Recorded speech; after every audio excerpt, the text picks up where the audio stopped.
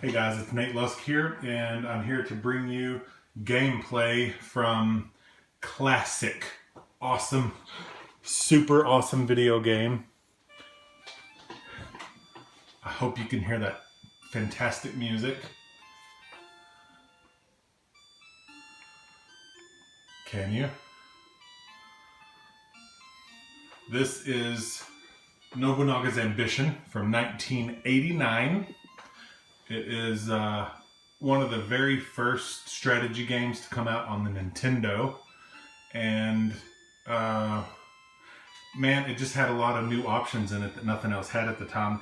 I've been promising you guys that I was going to bring you some classic video gaming, and that's what we're going to do today. We're going to look at a little bit of Nobunaga's Ambition. If it's something you've never seen before, check this out. It may be something that's right up your alley if you like strategy games. You basically are a Daimyo, which is a Japanese king, more or less, in Japan in about the year 1560. It depends on which scenario you play. And there are up to 50 warlords total, or Daimyo, trying to become the next Shogun. And so this is basically a civil war, but instead of just two armies like the American Civil War of North versus South, this is complete war between warring factions of up to 50 strong. So it's a lot different. We're going to get into it, and we're going to play the full scenario. There are two different scenarios to choose from. This controller seems to be a little bit jicky. I may have to change it out. Yeah, it's not working. That's weird. Hang on one second. See if resetting will help. No. Okay, it's the controller. Let's get a different one real quick. These super ergonomic Nintendo controllers. They're, well, let's just say nobody makes them like that anymore. Let me see if I have one where the cord's not jacked up. Yeah, there's a good one right there. Amid all my other controllers and games, and let's get this plugged in.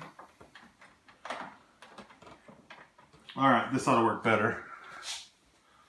I think this is the one I usually use anyway. There we go. So we're going to start a new game. We're going to play 50 fiefs. That's the large scenario. The 17 fiefs is the smaller one. The reason I don't play it is because all of the daimyo in it, it's hard to get away from the big guys when it's so small. And we want to be able to dodge away, you know, not mess with them until we're big enough to deal with it, because they're better than we are, depending on who you are. And the computer in this game cheats a little bit to start out with, so you need some build-up time. So we're going to play 50 fiefs. We don't want to watch them fight because they suck. You can play with up to 8 people, which strategically means you could actually set yourself, if you just play all 8 on the same controller, it's a little easier. You can set yourself up. You can have, you know, one of your daimyo conquer one of your other ones and take his lands. That way he gets big fast and is able to compete a little bit better with the bigger guys. But we're just going to play with one. So there's one right there.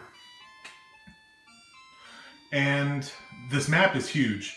If you'll notice on here, you only see the numbers 1 through 10. That's 10 out of the 50 different people we can be. There's more. Some of them are going to carry over into multiple maps. See, number 10 is repeated right there. This is kind of the Kanto, almost the Kanto region is what this is called. It's north central of the main island of Japan. This is south central of the main island. And it's not actually central, but it's the widest part of the island, in case you're wondering. This is number 25 right there is Oda. That's who the game is named after, Oda Nobunaga. And he's really good. He's really powerful. But when you are him, the computer around you cheats, so it's really difficult to get out of that. You know, you're just surrounded by enemies. Even if you do well to start out with, the enemies to the right, Imagawa, Takeda, and some of the other ones over that way get really, really tough. And you just don't want to mess with them. This is where the capital is in Japan. It's hard to explain. But the capital would be in this region. They don't have it listed as its own place. It would be pretty close to that number 30 right there. But these are more people you can be. and more people you can be, and more people you can be. That's the southernmost island of the main islands that we're looking at right now with those 6 guys on it. And it's okay to be there. It's a little more difficult. I like to be number 1, Kakizaki. The reason is because number 2, Tsugaru, is the only opponent that he has. It's the only guy that can attack him. And even though Kakizaki sucks really, really bad, Tsugaru is not intelligent enough to beat you if he attacks you. We may even have a revolt or a rebellion or something like that in the first couple of turns, and we're going to put that down and still be able to defend ourselves against Tsugaru. So the cool part is, eventually, since he's our only opponent, we just march our army out and take him over, and then we have 2 lands, but only one of them is a battlefront because they can't get to number 1 until they defeat number 2. So we can concentrate all of our soldiers in 1 land, but we have income from 2. So it's a strategic thing. Plus, lastly, this game, your daimyo can eventually die of old age, and Kakizaki is only 11 years old, so he has a long time to live. Most of these other guys, a lot of these other guys are in their 20s and 30s. There's a couple in their 40s and 50s. There are a couple of guys that are going to die almost as soon as the game starts. So we're going to be Kakizaki number 1. Yes, he's good. And now you have to set your health, drive, luck, charm, and IQ. The maximum on these is 108. The minimum, I believe, is 60. And you get to keep messing with them until you get what you want. So that's pretty good. What you're really looking for is health, drive, and IQ. Because drive and IQ are how well you fight. Luck randomly changes throughout the game. Okay, 109 is the maximum. Luck randomly changes throughout the game, so it doesn't matter if it starts out that high. And it's only used for a couple of things. Like if you try to send ninja to assassinate one of your enemies, it goes off the luck factor. And I don't ever do that because it's pretty dicey and it can cost a lot of money. So we're not going to keep this because our drive sucks. But we were good on health, so let's try again. And we're just going to keep going until we get what we want. See, there's our IQ good. Our charisma's pretty good, but our drive sucks, and our health is only okay. Still suck. And it looks like you can stop it at certain times, but it's really difficult. So I generally just go until I randomly get what I want. See there, if our drive had been over 100, that was our keeper.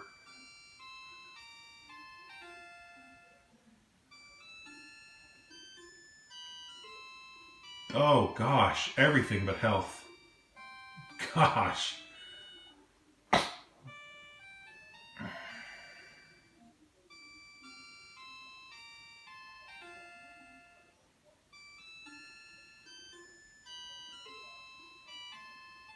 I don't know about you. I actually really like this old music on these, you know, the tone stuff. It's really old school. It reminds me of my childhood. This game came out when I was 12, which, yes, makes me 40. But I was playing Defender of the Crown quite a bit. And my brother, who was a year older than I was, got tired of seeing Defender of the Crown every time we would rent a Nintendo game. So he handed this to me at the place we would rent games and asked me to try it instead. And he said he would play it with me. Well, he lasted just needed IQ. He lasted about 10 seconds before he decided he didn't like it. And I fell in love with it and kind of became a Japanophile because of what this game started. I know almost everything there is to know about this Civil War in Japan. I could probably teach a college class. It would take me 2 semesters to teach it all. But it's super interesting. It's the period of really kind of the end of the samurai when you think about it. But it was a neat time period in history. Oda Nobunaga, who this game is named after, is probably my favorite historical figure. Yes, I'm a giant nerd. Now you see on this one, we got everything but health. The drive is huge. The IQ is great. The charisma is a little low, but the health being an 89 isn't going to do. You lose a point of health every year, and the game only has 4 turns per year, 1 per season. So that's just not going to work. I know it sucks watching me just randomly roll these things. We're going to get it here pretty soon, though. It doesn't usually take very long. Although I have spent entire evenings just rolling until I got almost a perfect roll.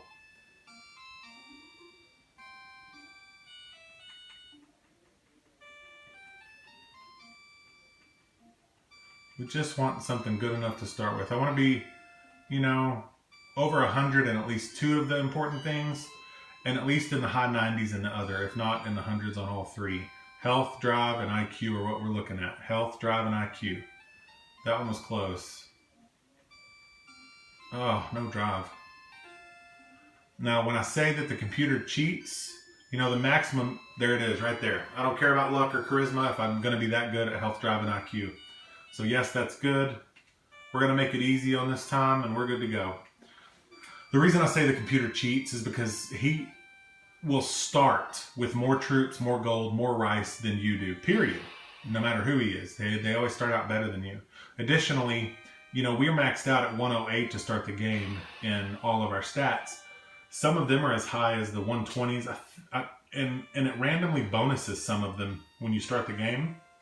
I noticed this decades ago, but it will randomly see one of the Daimyo just had a revolt and lost, so he died, and someone else took his place.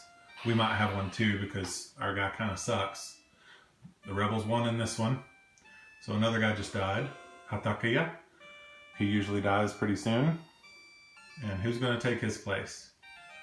So the computer will start out in the 120s or 140s in some of those stats, and they'll start out with over 100 like troops and that kind of thing. The actual maximum you can start out with is if you're Oda, you'll start with 80 troops. He's the biggest guy in the game for us to be. But with the computer, I mean, gosh, Oda starts with like 140 troops and 250 gold instead of the 100 and something he usually starts with, and a whole lot more rice. It's just not fair. All these daimyo are going down right now. This usually is what happens in the first turn. A whole lot of guys die. As soon as that's over, we'll get started, and we're going to speed this up by changing the time that these messages are on the screen. I'm going to speed that up quite a bit.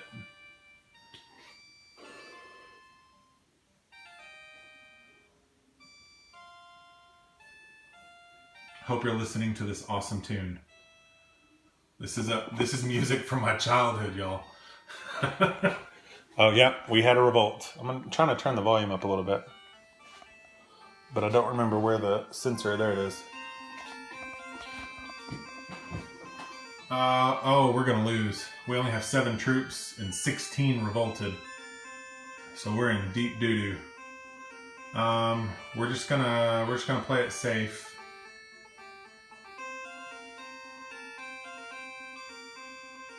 Keep our strongest troops up here next to us. 2, 4, 5. So we have 2 more units. You only get a maximum of 5 units.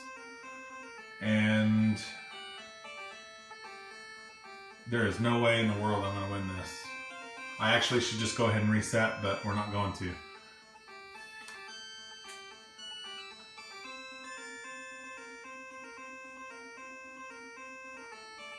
Actually, we have a small chance. Now that I'm looking at it, it's just not much of one.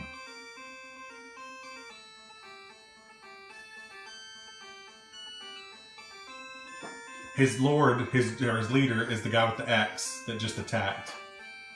The number 2 unit is always cavalry. The number 3 unit is always rifles. 4 and 5 are also infantry, just like the leader unit is. So our hope here, which is dimming by the second. Oh, and my lead unit is the circle. If there's a circle, it means it's the daimyo. If there's an X, it means it's not the daimyo, it's just a general. So,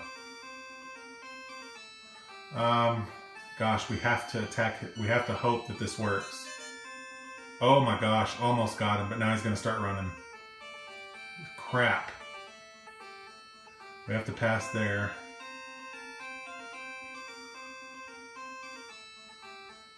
Yeah, we're going to lose.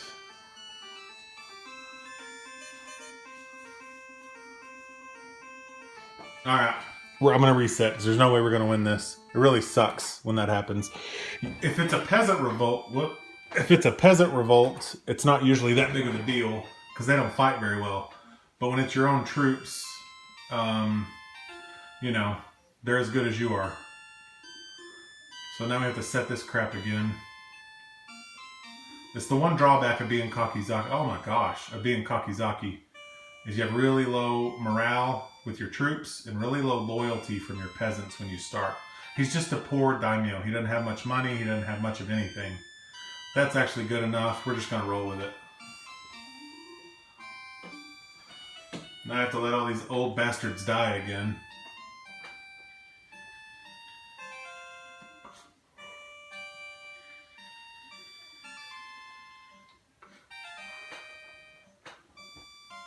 Oh wow, no one died. Okay, let's fix this wait time. And if you're going to play this, this is what you need to do when you start the game. Wait is a 5, we're going to change it to a 2. We're going to turn off all the animation so that everything is nice and fast. And we're going to go ahead and save the game. And notice it says game will save at end of season. That means that it doesn't save right now, but when this whole turn is over, it saves before the next turn starts. So remember that when you play. You always have to do the same thing on your first turn, your first 2 turns. The first thing you do is give all of your gold to your peasants. See how I hit you push to the right. Okay, here's your first 12 commands. And if you push to the right, you get the last 9. So we're going to give. And then you press left for peasants. And then you press left for gold. And you're just going to give it all. So 22. And your loyalty and wealth will go up because your peasants now have a little bit of money. And that hopefully keeps them from revolting. Alright, we got attacked. We're in good shape. We have them outnumbered. You see Kakizaki on the left has 23 men. Tsugaru under us on the left only has 16. So all we have to do is beat them. Shouldn't be too bad. 1. I'm setting these up in a particular way. You'll learn this if you play the game. It is an offensive way to defend yourself. 3. There's my rifles. My other infantry will go right here. And then my last infantry goes right here. And see, this is the far left of the map. This is the center of the map. This is the right of the map. Every map has 3 stages like that. And what I've done is I put myself on the castle. It has the greatest defensive bonus. Hills are the next highest defensive bonus. Towns have a fair defensive bonus, but you ruin your town value if anyone's fighting in the town. So try and avoid that. Don't ever put troops there. And don't attack an enemy if he's standing on your town. Or on his town if you're trying to take his land over. Because you'll ruin the value of the place. So, because my enemy is attacking from the south, he has to set up all his troops in the bottom half of the map. See where my cursor is going?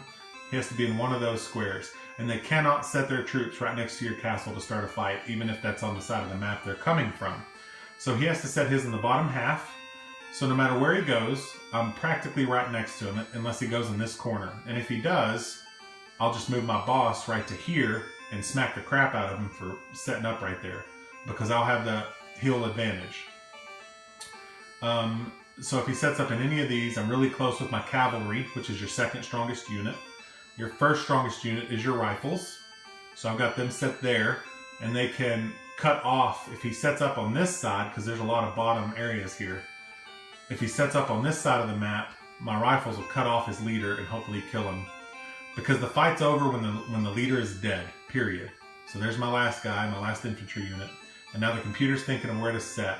So he set just to the west of my castle. Good. Any troops that are still alive, whenever you win a fight, join your army. So I'm going to try and conserve these units of his, the white ones that are 3, 4, and 5. I'm going to try and not hurt them and not let them hit me, so that I can have those troops when this fight's over. We're going to go ahead and come down here and start smashing away.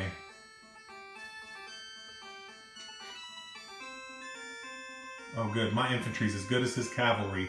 You saw my unit 4, which is infantry, hit his unit 2, which is cavalry. Perfect. We've got him. This puppy is over. And I'm going to get 7 troops left over because they're going to still be alive when I win. We're going to go ahead and move up here just in case. Boom! He's almost done. And now we're just trying to make sure that these troops get out of the way. We're not going to touch him. That way he can't attack us with these other units. So we lost 4 troops so far, but we're going to gain 7. So we're going to have a net gain of troops. Additionally, you get whatever rice and gold they have left over whenever they lose the fight. So we're going to get 8 gold and 16 rice out of this also, on top of those extra troops. So this fight actually helped us out quite a bit. We're going to pass with the Lord and end the fight. Whoop, wrong button. Down left. It doesn't let you make those kind of mistakes. There's not a unit there. We're done.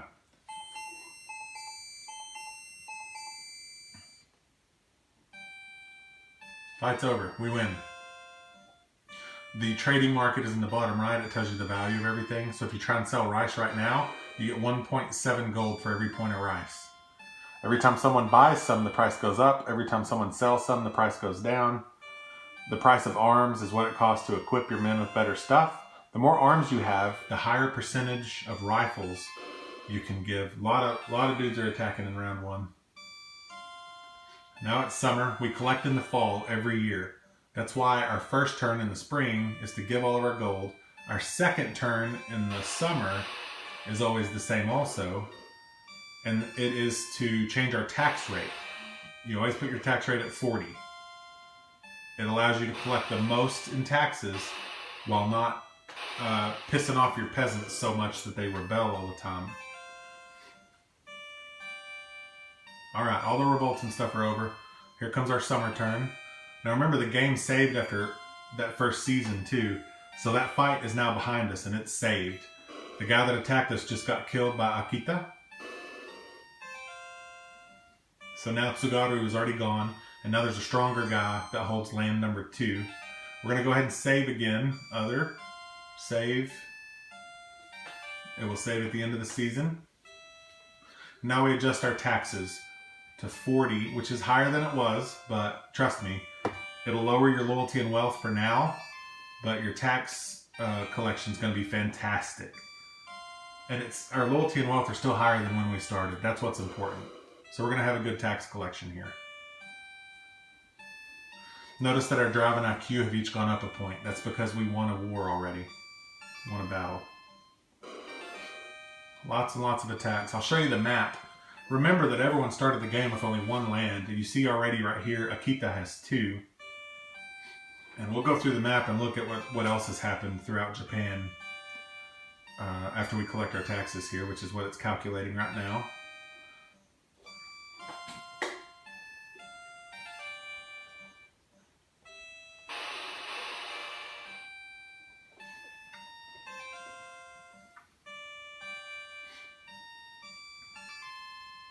See how cheap the price of ninja are? 0.2. You can buy 5 ninja for 1 coin. But ninja are okay. Our new neighbor is attacking us already. And he brought 22 troops to our 26. So this is going to be a little bit closer of a fight.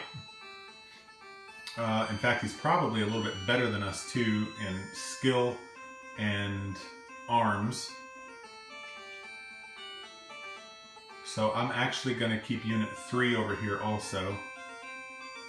And then put 4 and 5 over here, since they're my weaker ones. There he is. Good. This is perfect. It looks bad because he outnumbers us slightly. But if you look at the skill and everything... Whoa, yeah, actually, he's got us bad in morale and skill. Arms, no. But having the defensive bonus of being on hills or in the castle are going to make a big difference. So we're going to go ahead and try and get up there and get this over with really fast.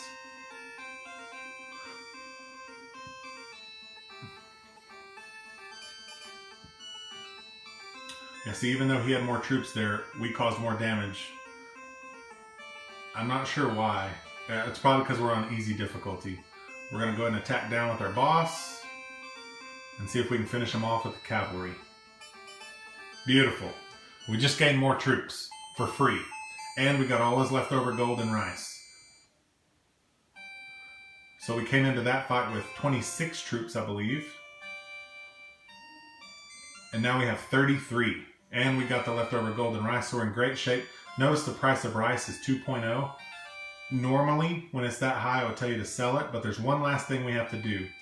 After we look at all these, I'll show you what it is. So here's what all's happened. If you look at Takeda, he's number 15 and 17. He's taken over an extra land. Number 10, Usugi. I thought he had taken someone over. Maybe he lost it after he did. No, there he is. He's also number 12. Was that over here? No, you can't see it on that screen. Hojo, number 14. I thought he had another one too. No, he hadn't. Tokugawa has taken an extra land. He started at number 24, and now he's taken 19. Number 23 used to be Saito, and now that's owned by the same guy that owns number 27, Asai. Kitabata started in 26, and now he also owns 28. Mori in 33 started in 36. Actually, he started in 38. He's already, in 2 seasons, he's hit 2 people and taken them over. So he's got 3 lands already. And then nothing's happened really much over here. Actually, crap, 39, 38, 36, and 33. Mori's gotten 4 lands total. He started with 1. He's only had 2 turns. So in one of those turns, he must have taken out someone that had already gotten 2 lands also and killed the Daimyo. If you kill a Daimyo, you get all their lands. So, wow. Mori's done a lot. He's going to be tough to deal with later, especially because we're on the whole other side of the map from him. So he's going to be built up by the time we get there, probably. So we're going to go ahead and save. And then here's the last thing you have to do for your first 3 turns. Remember, the first turn you gave all your gold. In the second turn, you changed your tax level to 40. And in your third turn, you're going to assign. It costs you 40, I think it's 40 gold. It might be 30 gold to assign. But what it means is you get to reassign all of your units so that these weak infantry units here you're not wasting troops in units that can't fight. And it's weird, you press left and right to go up and down through the menu, and then up and down to change the amount of troops each unit has. We're going to make our cavalry unit gigantic, because our arms are only at 25. Every land has a different maximum value. Most of them are well over 1,000, and our arms are only at 25. So we can't go higher than 20% of our troops into rifles until we raise that arms level. So I gave our cavalry a bunch, I gave our lead unit a bunch so that it will live easier, and we're done. You hit A to confirm it, and the rest of the turn goes by. Now if someone attacks us, they're going to see a massive cavalry unit waiting to fight them. Oda just took a land from Kitabata. He actually took Kitabata's original land. Yes, I'm a nerd, I know the map.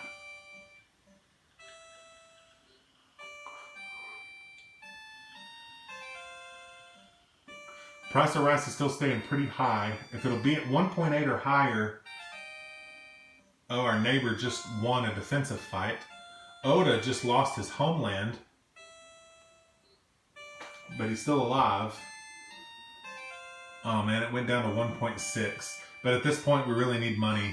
So I'm going to go ahead and make the trade anyway. We have a lot we need to do. So we're going to go to number 9, which is trade. No merchant. We can't trade. That sucks. So instead, we'll give all of our peasants most of our rice. When you're getting rid of rice, there's one thing to consider. If you are attacked or you attack someone else, you have to have 1 rice for every troop that's going out to battle. Because each troop eats 1 rice in a month. And you can only fight for a month. If you run out of rice before the month is over, you lose. So we are going to make sure we keep... And no fight's ever going to take the full month unless I want it to. So I'm going to keep about 25 rice, which means we're going to have to sell 77. Because we have 102. I'm sorry, we're going to give away 77 to our peasants. And watch the loyalty and wealth. They're kind of in the middle of the screen. Watch those shoot up now. Boom! So now our peasants are going to be able to pay more in taxes because they're richer. Over the long run, those kind of gifts make a big difference. And every time you give, your charisma goes up a little bit so that in the future, your giving actually has a greater effect. Every time you raise taxes, your charisma goes down. So your giving in the future has less effect, but you give way more than you raise taxes. I'm not ever moving the taxes in this land again. But when you take a new land, you have to adjust their taxes, and they're usually kind of low. Oh, Akita lost that land, and now we have a new neighbor again, Nanbu. He's pretty weak. He's not nearly as scary as Akita. In fact, I think Nanbu is actually... I started out at 11 years old with Kakizaki. I think Nanbu is 8. He's not very talented. Or maybe he's just young and dumb. I don't know. Okay, we have 2 seasons until we collect our taxes. We already raised our loyalty and wealth. Notice how high our loyalty is. The 2 things you can do to get more taxes are to increase your town value, which is the 3rd from the top, and your output, which is 5th from the top. To raise the town value, you go over here to build, and you can spend however much money on it you want to. But while the town value goes up, the wealth goes down, because I'm not sure why. It kind of seems like what you're doing is asking them to invest with you. And so you help build the town, but it costs the peasants a little bit too. Whenever you try and raise your output, you go to number 7, which is grow, and you spend however much there you want. But it, in turn, lowers your loyalty because you're asking the peasants to cultivate more fields so that you collect more rice taxes. Since our loyalty is higher, we're going to grow with the rest of our money. And see, our output right now is a 27 and our loyalty is a 146. Output's now a 79 and loyalty's only a 101. But we're going to have better rice intake in the fall. And I know what you're thinking. We have no more rice to give or sell, and now we have no cash. What are we supposed to do during our turn? What we do during our turn when we have no economic things to worry about is pretty cut and dry. You train your troops. Every time you have a turn with nothing to do, you train your troops, because the skill of those troops makes a difference in a battle. So that's all we're going to do on our turn. Look at the price of rice. It's out there.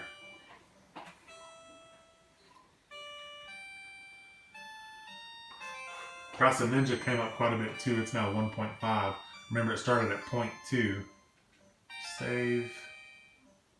And we train right here. So your skill right now is an 80. Now it's 154. Your skill, if I remember correctly, will go up anywhere between 60 and 128 when you train. It's a random number that they give it. Just RNG. It's calculating all of our taxes for all 50 lands.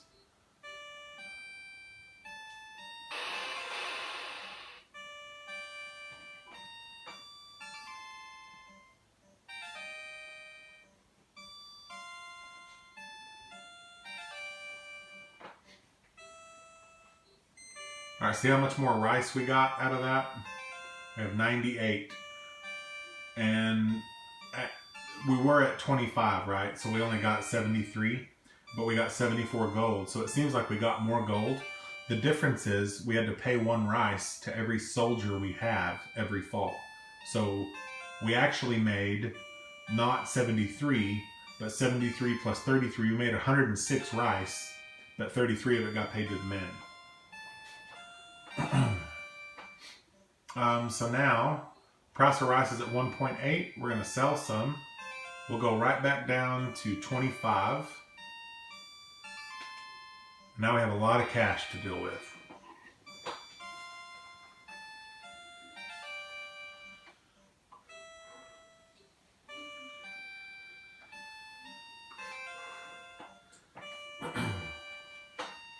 Yeah. 1 turn per season, 4 seasons per year. Kakizaki is about to be 13 years old already. It's almost been 2 years since we started. After this turn will be 2 years. I'm not going to bore you with the whole game, but I do want to make our first attack, which is going to take another year or so. So on this turn, we have lots of cash. And our wealth is way higher than our loyalty, so we are going to go ahead and build on our town. And then we need to work on our morale. But for our town, how much did we spend on the output? 43, I think. I'm going to spend 106 on the town. We're going to give the last 100 to our troops. Nice. Huge town value. Our wealth went way down, but it'll be recovered once we collect taxes and give to them again. Building your town and raising your output, do not hurt your charisma, by the way. Only taxes hurt your charisma. And every time you give, it helps your charisma. That's giving to peasants or giving to troops. So you're always going to raise your charisma as the game goes on, so don't worry about it.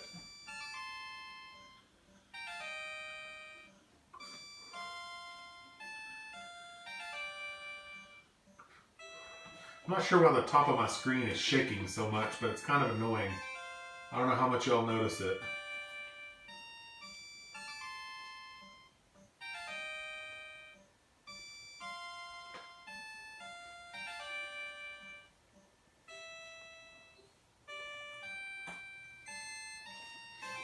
Okay.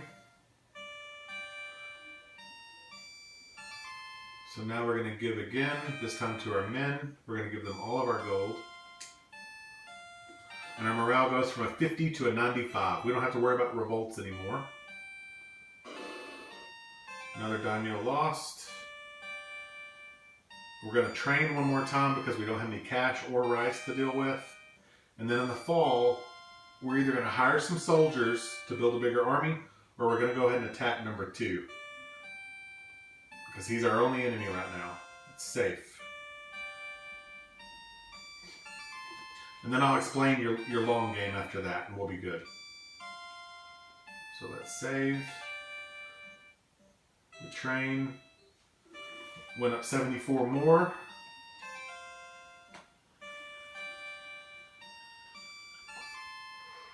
So we got some decent soldiers now. We're going to have a little bit of production out of this place. We should get quite a bit of gold this time. It'd be nice if we could have raised our wealth a little bit more for more gold, but we'll get enough to live on, enough to make an attack.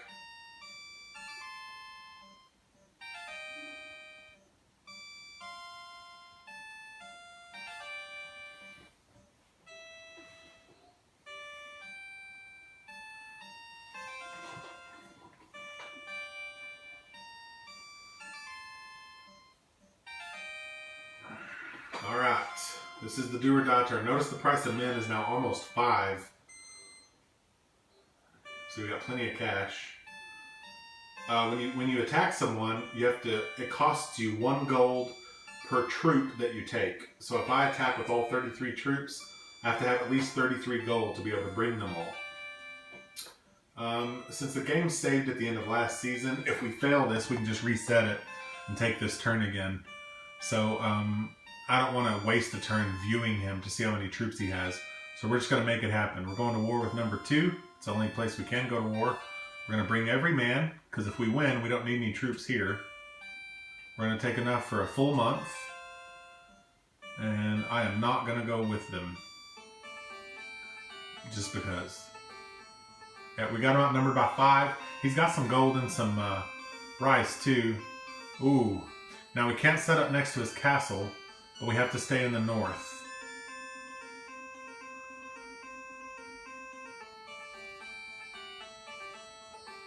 I'm tempted to bait him here.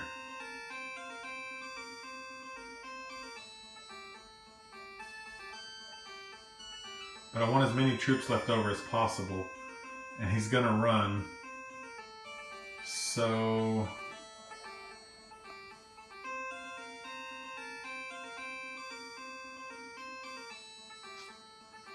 I've only got 3 units. So let's go, gosh, I definitely want to keep that 2. I don't think I can keep the 4 and the 5 because I need someone on this side. They're going to just instantly fight him. Our number 2 unit definitely needs to be here to cause the major amount of damage. We're going to put number 1 here to draw them off. 2 there. And then 3 right here to seal the backside.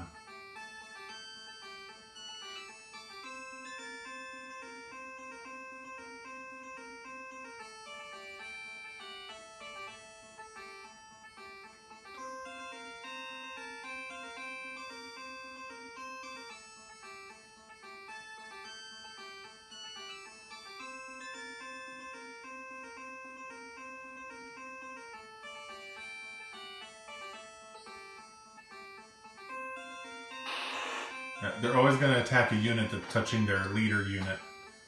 So I knew he was going to do that when I moved in, but it's okay.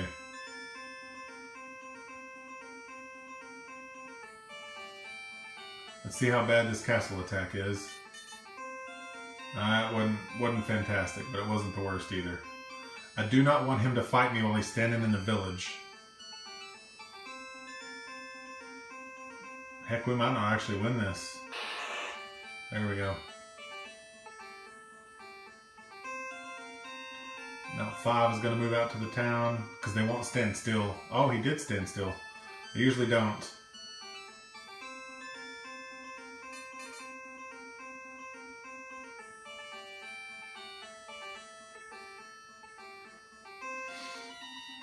Alright. It's up to our lead unit now to apply the pressure.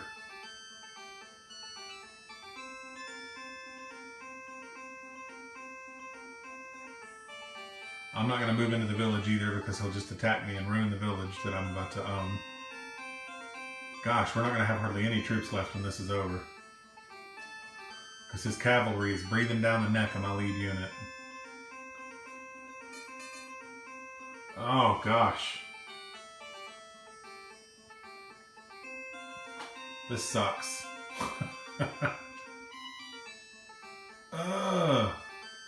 Actually, we're going to lose. So that means we weren't ready for this attack yet. Bam! Get back into our saved game. It's a really fast load up too. I like that part about this game. So we don't need to make that attack until we have a few more troops.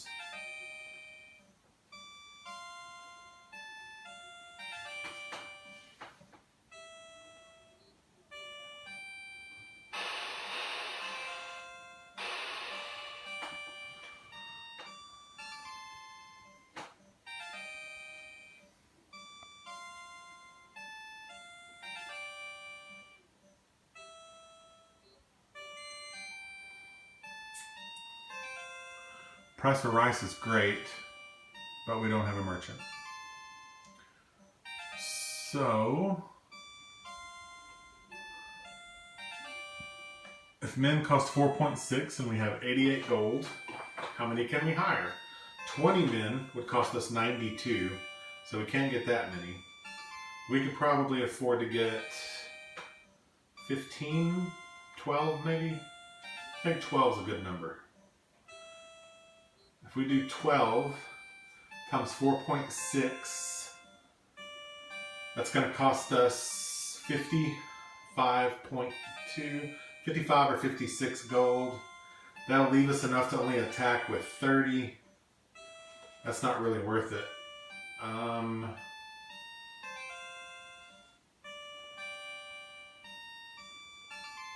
So I think instead... Sorry, I'm just trying to figure out my thoughts. Oh, the other reason you want to save every turn, I just remembered. See this dam right here? That coincides with your dam value, which is right under your output. There are hurricanes during the spring, and they can hit you if you're not in a landlocked land. And there are very few that are landlocked. In fact, there might just be one or two. 15 and 19 are landlocked, and I think they're the only ones. No, 18 also. 15, 18, and 19 are landlocked. They cannot get hit by tsunamis or hurricanes or any of that stuff. But everyone else can. So the reason we save every turn is because after a season ends and the save happens, they determine if any weather effects hit all the places available. And so if a hurricane ever hits you, just reset. It'll probably not hit you twice in a row. You'll reload right where you started or right where you stopped and just keep resetting until you don't get hit. Don't waste money trying to build your dams. Just reset. It sucks. So for this turn, I think we're just going to train. And then next turn, we're either going to be able to sell some rice or maybe, I doubt it, but maybe the price of men will go down and we'll be able to get some. We only went up 58 on skill. And now that I'm thinking about it, that might be the minimum. I was thinking it was 60. It might be 50, 54, 58, somewhere in there. I know it's not less than 50. but it can be as much as 100 and I think it's 128, but it might be 116. I know it's more than 100. It's been a while since I played this. I'm distracted with Overwatch, Hearthstone, Blood Bowl.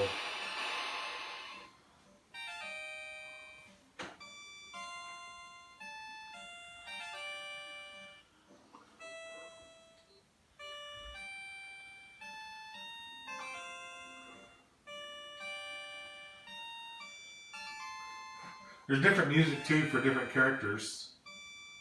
And you notice for different things that occur. Okay, price of rice is good.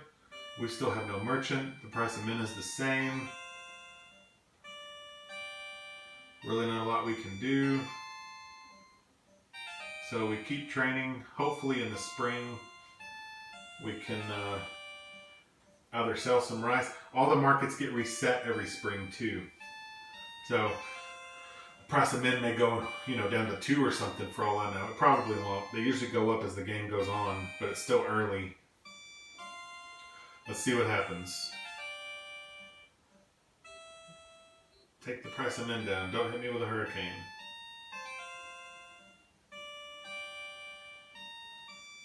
We avoided the plague. No hurricane. Yeah, price of men went way down. All right. Oh gosh, Takeda just took over Wasugi's main land. That's going to be a pain in the neck to deal with later. It's hiring men time too, because less than 4 is a significant difference. Save, hire, men. We could get up to 23. I really think 12 is a good number. They'll use about half of our money. That gives us right about the right amount to take them all with us when we go fight. Yeah, we can take 42 of our 45. That ought to be gobs. When you hire men, your morale, arms, and skill get adjusted because the men come in at a pretty low rating. But here's what's weird. Their low rating is higher than the arms level that our guys started out with. So we actually gained some arms when we recruited those men. Another one bites the dust. And every time someone buys men, the price of men goes up. You notice it's higher now than it was. Alright, I think 42 is probably going to be enough for us to get this done.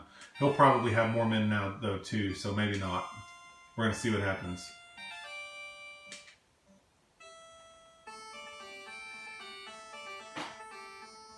Nope, he still has 28. We're good. Oh, and he's boxed himself in. So that's really good.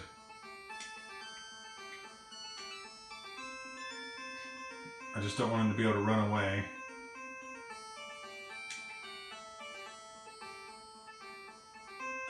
We're going to try and conserve as many of his units 2, 4, and 5 as possible.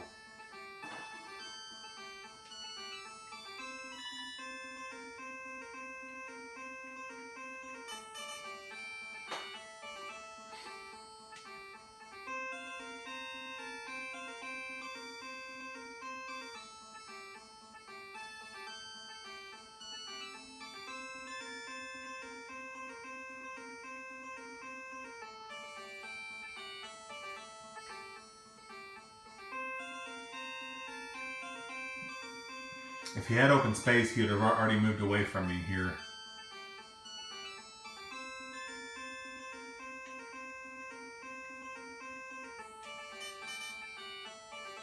But hopefully it's too late.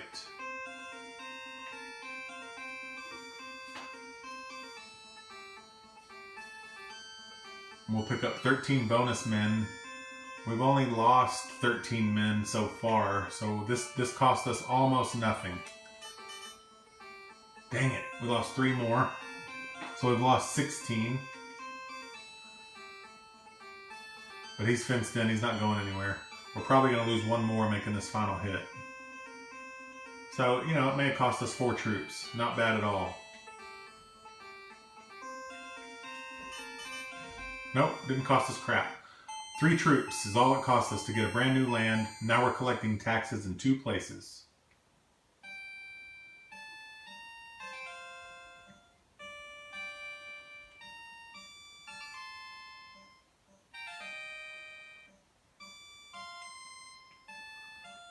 I know I already saved, but we're going to do it again just to be safe. 39 troops, 70 gold, 70 rice. Decent loyalty and wealth here, and a lot of skill. We picked up some really good troops out of this place. His taxes probably suck. Okay, our assignment stays the same. Oh, wow. We're going to lower taxes for these people. If you leave them high, their loyalty and wealth will go down every turn. So this is actually going to raise our charisma, raise their loyalty and wealth, and we'll still get some pretty fair taxes next turn out of this. We just made them happy. Now the town value and the output here suck, but we can work on that too.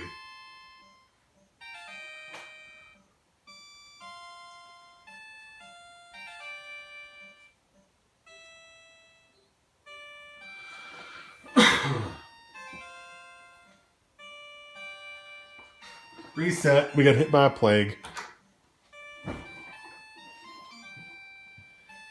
Right back in the fall collecting our taxes. No big deal.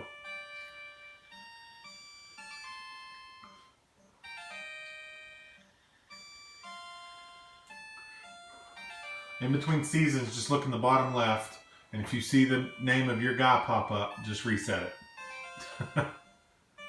Someone said ninja that time. They ruined our output, most likely, or our town value. Probably our town value, by setting fires. It was probably Nambu that did it too. He's getting us back for taking his land.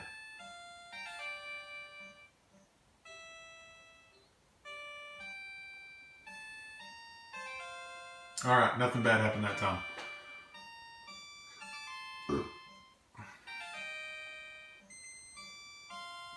Alright, here's our mainland, number 1, where we started out. Plenty of rice, plenty of gold, no merchant. Of course. What I'm going to do here is grow with... I'll just use our last 98. It'll lower our loyalty quite a bit.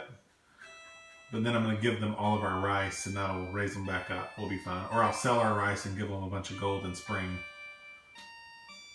Here in a second, I'm going to go over your long-term strategy on how to finally win at this game after you've built up and taken lands here and there, and it'll be a full-on strategy of how to get to the end game and what you do to get there. Gosh, I need a merchant, you jerks. The town value sucks so bad. We're going to go ahead and spend on it. We're going to spend 65 of our 115. That's a little better. Wow, that wealth is horrible now. We'll even it out. I like for my loyalty and wealth to be pretty close.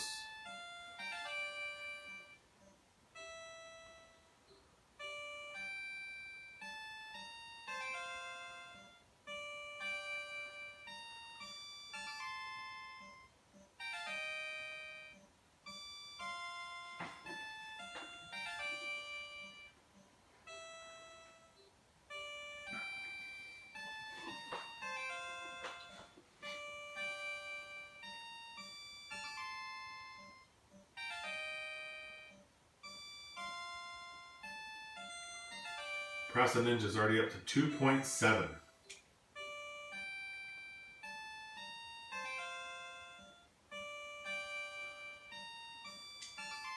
God, they're killing me with that. So let's grow with our last 50. That's pretty fair. Town and output are really close.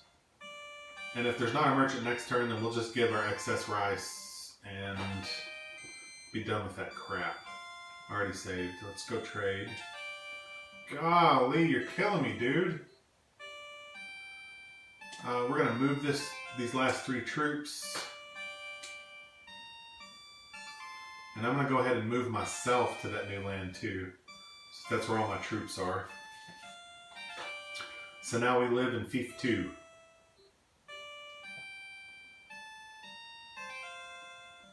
I didn't have to go with them. I just felt like it.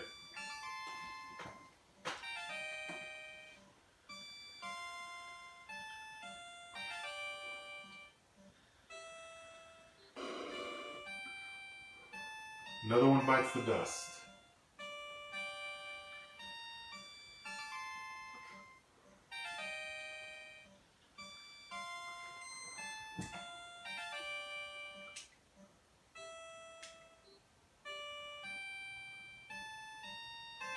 Price of rice sucks, and we still don't have a merchant. With no troops, you can't train.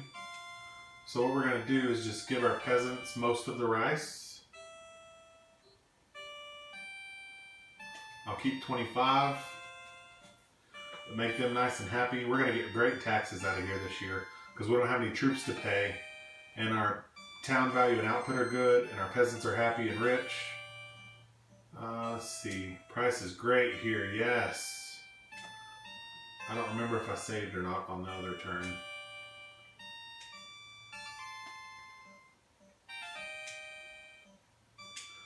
Okay, we have 42 troops. We're not going to attack anyone anytime soon.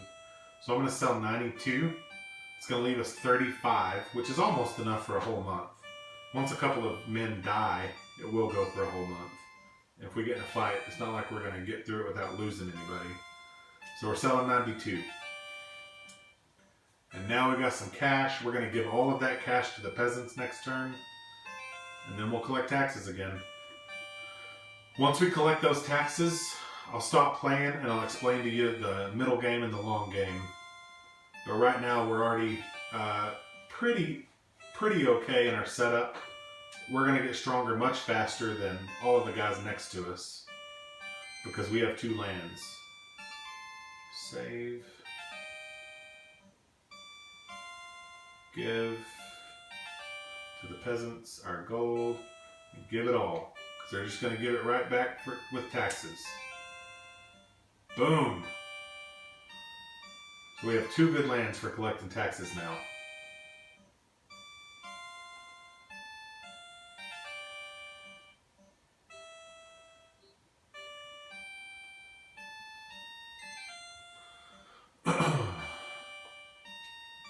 Hey, there's a merchant here too. I'm going to go ahead and make some extra cash. Sell them a little bit of rice we have left. That'll give us extra cash to spend after we collect taxes.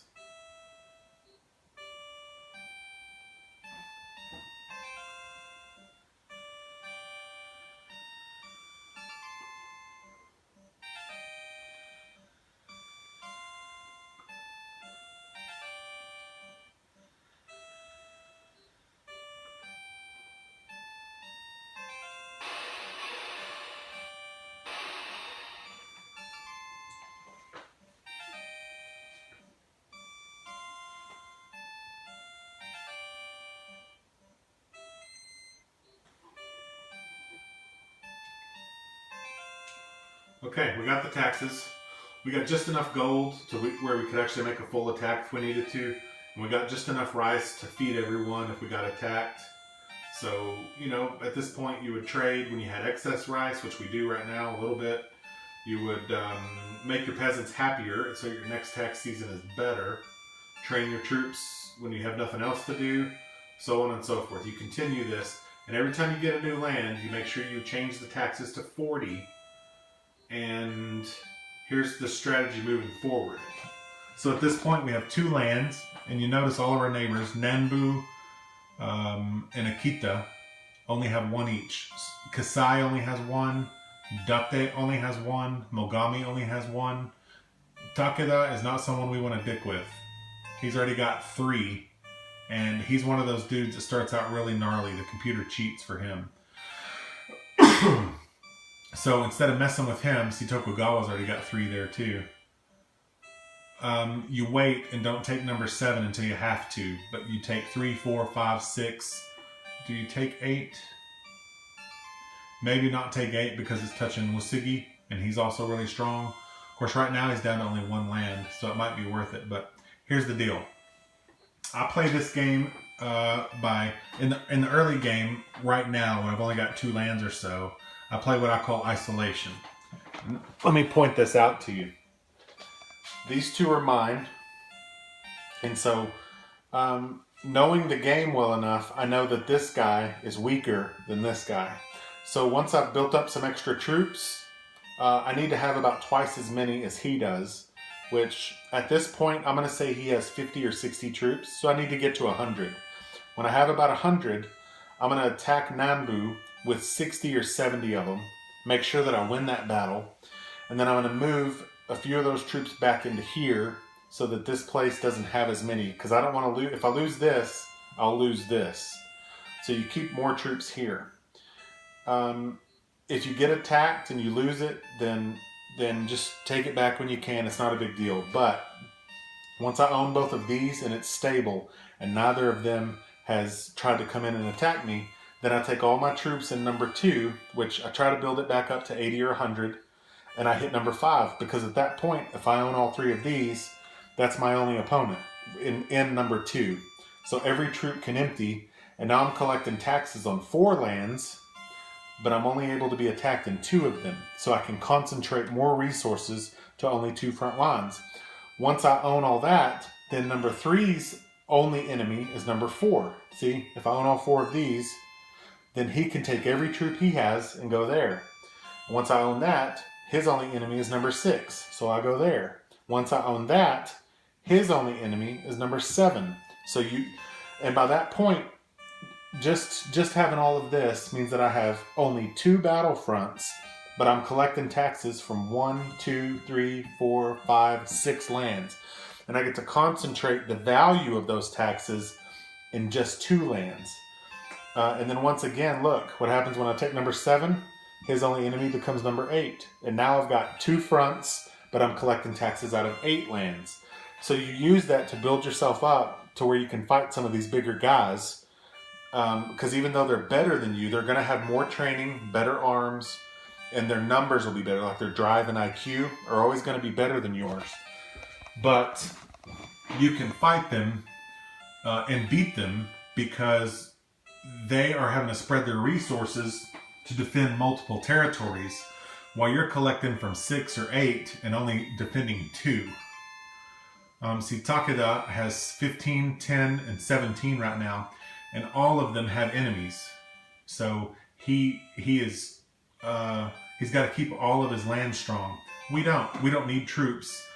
If we own 7 and 8 and everything behind them, we don't need troops in 1, 2, 3, 4, 5, or 6. So all those troops can just go into 7 and 8. All the extra money we have, you want to build those back lands up so that they collect more taxes. But you don't want to spend all of your money on it. Keep some of that extra money and send it to 7 and 8 so that they can get even more troops and all that kind of stuff, and keep building, get better arms and all that. Additionally, you can always hire troops in your backlands and then move them to the front. It's a little bit weird because then you end up doing 2 turns, which you could have just done in 1 by moving the money and the gold, money and the rice, but it works. And it also gives you a little bit of backup in case something bad happens and you lose one of those front lands. At least you'll have some troops behind it. It's usually not enough if that's what you're doing, but it's something. So you continue to do that until you've got this whole peninsula over here now isolated where it can't be hit, and you're collecting taxes from all of it as you spread into central and south Japan. And by the time you have 8 lands, you're just kind of an unstoppable force. There's just not enough resistance the computer can put up against you, because all of the other guys on the map are fighting each other all the time. And some of them may get 3 or 4 or 5 lands even, but they don't usually get much beyond that, because then they have a weakness somewhere and someone else will go take lands from them when they find it. So that's your kind of middle and long game strategy. I don't believe in using the assassins. The only time I would use one is really, really early in the game. If I got lucky and have a ton of money because of a big rice sell, or some idiot attacked me and left me a whole bunch of money, and I know that none of my opponents have any, then you might assassinate someone. The reason is because for right now, for instance, if I successfully assassinated Nanbu, then there'd be a bidding war between my land number 2, Akita's land number 5, and Kasai's land number 4. And whoever blind bid the most gold would automatically own that land after Nanbu dies. The problem is you can't pool your gold. It doesn't ask me how much money I want to spend out of all of my lands, only out of the land touching the one where the guy died. So it can be a little bit of a sticky wicket if you don't have a ton of gold sitting right next to it waiting to buy the land.